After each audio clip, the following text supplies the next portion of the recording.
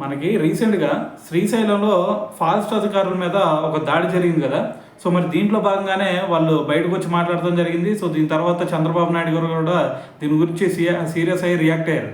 అయితే ఇప్పుడు వచ్చేసరికి మరి డిప్యూటీ సీఎం అయిన పవన్ కళ్యాణ్ గారు కూడా దీని గురించి మాట్లాడటం జరిగిందనమాట.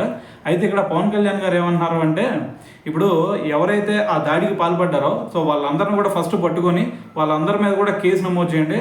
సో దాని తర్వాత మరి దీనికి సంబంధించి ఏదైతే మొత్తం ఇన్సిడెంట్ జరిగిందో సో దీని గురించి నాకు పూర్తి నివేదిక ఖచ్చితంగా కావాల్సిందే అని చెప్పేసి ఆర్డర్ పాస్ చేయడం జరిగిందనమాట.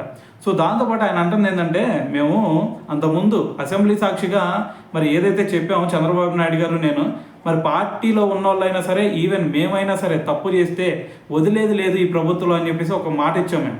సో దానికి అనుగుణంగానే ఇప్పుడు మరి ఫారెస్ట్ అధికారుల మీద ఎవరైతే మరి ఇటువంటి దాడి చేశారో సో వాళ్ళని ఎట్టి పరిస్థితిలో ఊరుకునేది లేదు, వాళ్ళు ఎటువంటి పెద్ద పదవులు ఉన్నా సరే వాళ్ళని ఉపేక్షించేది లేదు అని చెప్పేసి మరి ఇప్పుడు మనకి పవన్ కళ్యాణ్ గారు అయితే దీని గురించి మాట్లాడటం జరిగిందనమాట.